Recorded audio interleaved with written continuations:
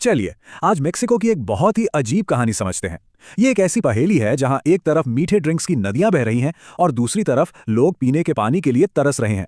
ये सिर्फ एक कोल्ड ड्रिंक की कहानी नहीं है।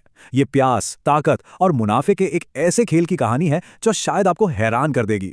अब ये बात जरा सोचिए, एक ही देश जहां एक तरफ लोग दुनिया में सबसे ज्यादा सोडा पी रहे हैं और वहीं दूसरी तरफ पीने के साफ पानी की भयानक कमी है। मतलब ये कैसे मुमकिन है? एक ही जगह पर ये दो बातें एक साथ सच कैसे हो सकती हैं? यही वो सवाल है जो हमें इस पूरी कहानी की तह तक ले जाएगा। तो कहानी शुरू करते हैं इसके सबसे सीधे असर से, यानी कि लोगों की सेहत पर इसका क्या हाल हो रहा है। देखते हैं कि इस मीठी आदत ने मेक्सिको की सेहत पर कैसा असर डाला है। ये आंकड़ा देखिए, 163 लीटर।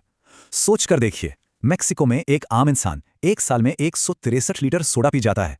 ये कोई छोटी मोटी बात नहीं है, ये तो एक तरह से पूरे देश की आदत बन चुकी है। रोज का लगभग आधा लीटर सोडा। पर रुकिए, कहानी अभी और भी चौंकाने वाली है। अगर आपको 163 लीटर ज्यादा लग रहा है तो जरा चियापास जैसे इलाकों पर नजर डालिए। यहां तो लोग साल में 800 लीटर से भी ज्यादा सोडा गटक जाते हैं। मतलब हर दिन 2 लीटर से ज्यादा। ये सिर्फ शौक नहीं, ये किसी बड़ी मजबूरी की तरफ इशारा कर रहा है। और इस आदत का नतीजा वो सच में डराने वाला है। आज मेक्सिको मोटापे और डायबिटीज के मामले में दुनिया के टॉप देशों में है। सोचिए, 70% से ज्यादा बड़े लोग ओवरवेट हैं और लगभग हर 6 में से 1 को डायबिटीज है। ये सिर्फ आंकड़े नहीं हैं, ये एक पूरे देश की सेहत की दुखती रग है। तो सवाल ये उठता है कि जब सेहत का इतना बुरा हाल है तो फिर लोग इतना सोडा पी ही क्यों रहे हैं? इसका जवाब जमीन के ऊपर नहीं, जमीन के नीचे छिपा है। अब देखिए, सोडा बनाने के लिए पानी तो चाहिए, और वो भी बहुत सारा।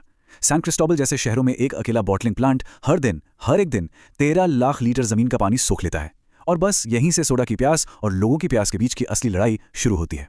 और पता है, यहीं से एक ऐसा चक्कर शुरू होता है जिससे निकलना लगभग नामुमकिन है। कंपनियां जमीन से लाखों लीटर पानी खींच लेती हैं, जिससे लोगों के कुएं सूखने लगते हैं, नदियां प्रदूषित हो जाती हैं। और होता क्या है, कई गांवों में लोगों को पीने का साफ पानी मिले ना मिले, लेकिन सोडा हर नुक्कड़ पर जरूर मिल जाता है। अच्छा, तो दिमाग में एक सवाल आता होगा कि अगर नल में पानी नहीं है तो लोग बोतल वाला पानी खरीद लें, है ना? बात तो सही लगती है, पर यही कहानी में एक और बड़ा ट्विस्ट है। और विडंबना देखिए, मजाक देखिए। जो कंपनी पानी की कमी में एक बड़ा रोल निभा रही है, वही कंपनी बोतल में पानी बेचकर इस मुसीबत से भी पैसा कमा रही है। मेक्सिको के जो सबसे बड़े और पॉपुलर पानी के ब्रांड्स हैं ना, जैसे टोपो चिको, सियल, वो सब किसके हैं? जी हाँ, कोका कोला के। तो अगला सवाल ये है कि भाई, एक विदेशी सोडा कंपनी किसी देश की जिंदगी और राजनीति में इतनी अंदर तक कैसे घुस गई? ये अचानक नहीं हुआ, इसके पीछे दशकों की एक बहुत सोची समझी प्लानिंग है। ये टाइमलाइन देखिए, ये पूरी कहानी खुद बताती है। शुरुआत हुई मार्केटिंग से, जब विज्ञापनों के जरिए कोक को मैक्सिकन कल्चर, परिवार और त्योहारों का हिस्सा बना दिया गया। फिर 1994 में नाफ्टा अग्रीमेंट हुआ, जिसने कंपनी के लिए निवेश के सारे दरवाजे खोल दिए। और फिर आया सबसे बड़ा मोड़। साल 2000 में कोका कोला मेक्सिको का ही एक पूर्व सीईओ देश का राष्ट्रपति बन गया। और उसने क्या किया? उसी ने कंपनी के पानी निकालने के लाइसेंस को अगले 20 साल के लिए रिन्यू कर दिया। एक बहुत बड़े फिलोसोफर हुए हैं मिशेल फुको।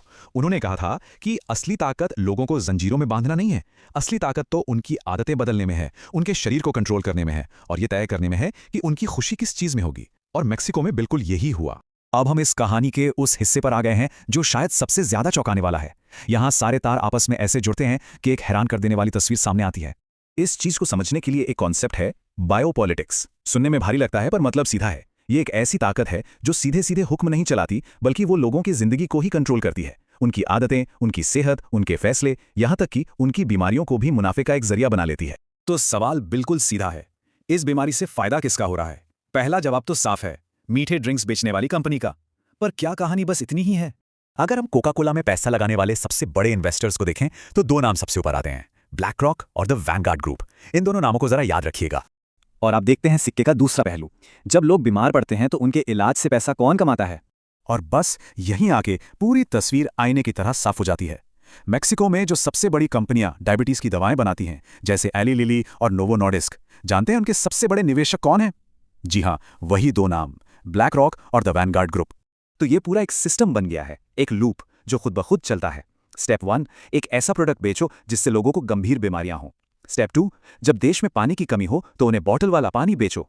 और स्टेप 3, जब लोग बीमार पड़ जाएं तो उन्हीं बीमारियों के इलाज की दवाइयां बेचकर भी मोटा मुनाफा कमाओ। और इन तीनों चीजों के पीछे पैसा लगाने वाले लोग एक ही हैं।